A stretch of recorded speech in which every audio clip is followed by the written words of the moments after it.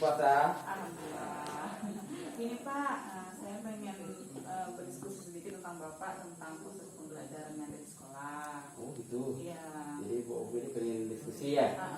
Oke boleh. Nggak waktunya nggak ada kan? Ya. Lagi istirahat nih ya? Iya, istirahat. Ya, oke. Nah kira-kira tujuannya Mbak Obi berdiskusi ini apa?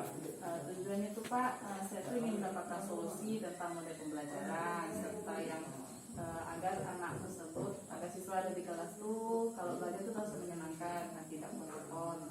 Oh gitu. Jadi pengennya tuh pembelajaran itu menyenangkan, siswanya aktif, ya?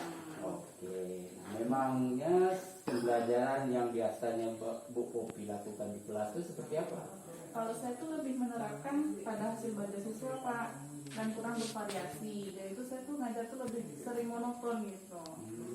Artinya misalnya ceramah gitu ya, atau tanya pendampingnya. jawab gitu ya. Oh itu jadi pembelajarannya untuk kayaknya kayak orang tuh modelnya masih konvensional. Iya. Oke, nah sekarang kalau pembelajaran seperti itu, nah kendala yang dihadapi Bu Obi saat mengajar itu apa? Siswa tuh lebih banyak bosan Pak, bosan dan kurang semangat dalam belajar, seperti kayak ngantuk kayak gitu. Kalau bisa ditanya ngerti tadi materinya, ngerti, tapi nanti dibahas lagi malah hasilnya pun ya berdampak sama nilai itunya, hasil siswanya. Kira-kira nih kemungkinan yang Bu Obi ambil sebagai langkah dalam menyelesaikan masalah pembelajaran yang Bu Obi hadapi saat ini itu seperti apa? Saya akan melakukan pemetaan nih Pak berdasarkan kondisi awal siswa, baik dalam kesiapan belajarnya, minatnya maupun profil dari belajarnya gitu. Pemetaan.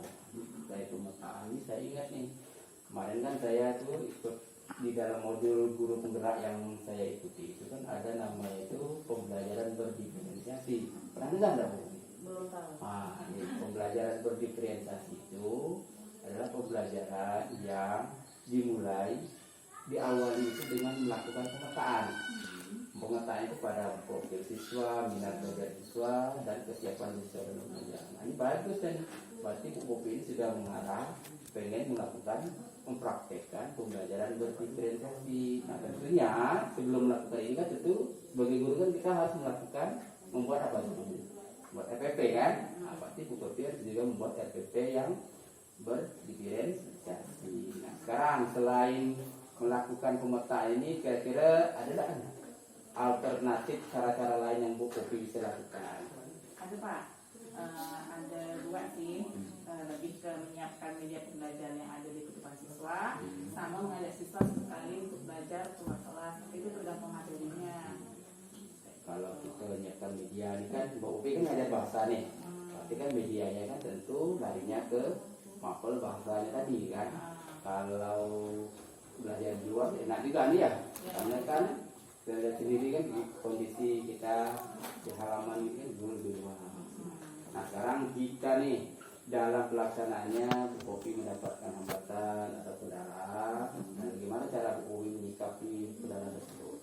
Saya sih akan minta bantuan, dukungan, dan saran dari Bapak. Boleh. Kalau dukungan insya Allah saya membantu. Kita tanya jawab betul nanti. Oke, berarti ini ya, berarti permasalahannya sudah tahu. Nah sekarang kira-kira ini kapan nih mau mulai menerapkannya di kelas? Sesegera mungkin Pak, agar pembelajaran kelas menjadi menyenangkan dan tidak monoton seperti kemarin-kemarin. Sesegera mungkin ya.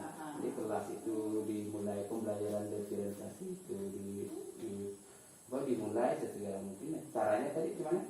Mungkin mencari literasi, kemudian prakteknya nanti gimana?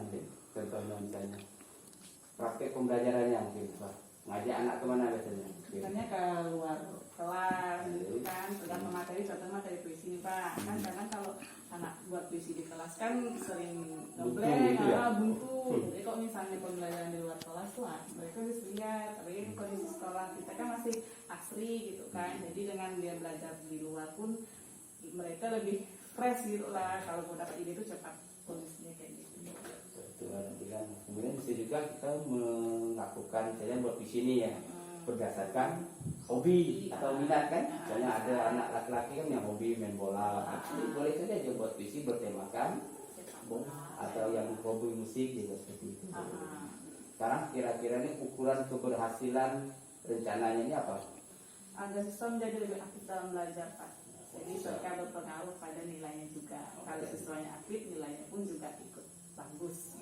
Siswa aktif, kegiatan belajarnya pun jadi apa? Lebih menyenangkan, lebih hidup, itu kan tidak monoton, dan dampaknya jadi apa? Hasil belajarnya juga bagus. Lebih baik lah dari sebelumnya. Tidak ada ya dari rencananya. Nah, ukuran tuh. Nah sekarang komitmennya terhadap rencananya tadi apa? Saya lebih ingin perbaiki proses pembelajaran yang saya terapkan di kelas. Ya, jadi pembelajaran yang tadi monoton menjadi berubah sedikit ya. Dengan adanya media tadi. Media tadi dan model pemetaan tadi ya. Dan mudah-mudahan ini bisa juga kawan-kawan lain mencontoh. Ya. Kawan-kawan lain bisa contoh dan bisa juga menerapkan di mapel-mapel yang lain. Gitu. Nah kira-kira yang bisa bantu Ibu Popi dalam menjaga komitmen ini apa? Saya lebih bertanggung jawab dan keinginan untuk memperbaiki diri setiap proses pembelajarannya. Alhamdulillah itu kan karena Bu Popi pun masih baru, masih muda, profesionalismenya pun masih bagus ini ya. Jadi rasa tanggung jawab ini jangan sampai kita apa ya, kita antipati lah ya, dengan model-model. Jadi kita sering-sering cari-cari literatur untuk mencari-cari model pembelajaran yang bervariasi lagi. Ya. Sebenarnya Pak Opi saya rasa itu Allah Pak Opi bisa. Ya. Ada lagi Pak Opi yang mau disampaikan? Ya itu aja sih. Terima kasih banyak ya Pak atas informasinya.